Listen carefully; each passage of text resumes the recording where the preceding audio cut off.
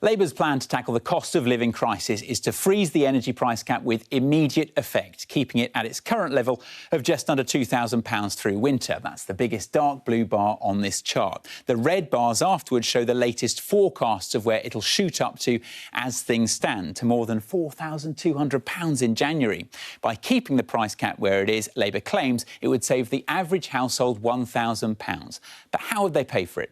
First, an extension of the windfall tax on oil and gas companies' profits. Now, that's already expected to raise £5 billion this year, but Labour thinks it can get that to £8 billion by backdating it to January, and it wants to ditch the tax relief currently offered on new investments. That second chunk of £14 billion would come from scrapping the £400 energy rebate that's been promised to every household in October. And third, Labour projects £7 billion would come from lower interest payments on government debt, which it says would be reduced because lower energy bills would bring down inflation.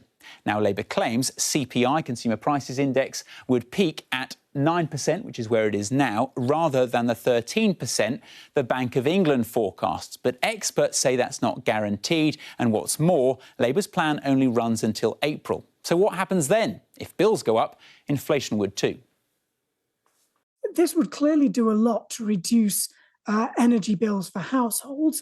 Of course, leaving people with more money in their pockets to spend on other things would add to inflationary pressures elsewhere in the economy.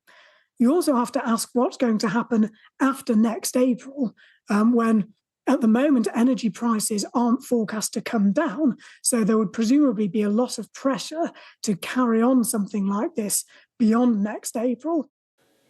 So how does this compare to the Tory leadership hopefuls? Well, we already know that Liz Truss and Rishi Sunak are unlikely to extend the windfall tax or freeze the price cap, and both would keep that £400 energy rebate.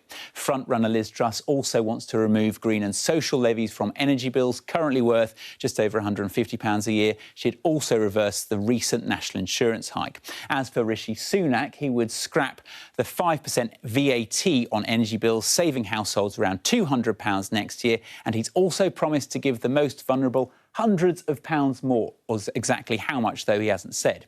None of the proposals, though, tackle the fundamental problems of demand and supply. Capping bills would help households in the short term, but it wouldn't cut their consumption. And if the windfall tax is extended, energy companies may well think twice about future investment.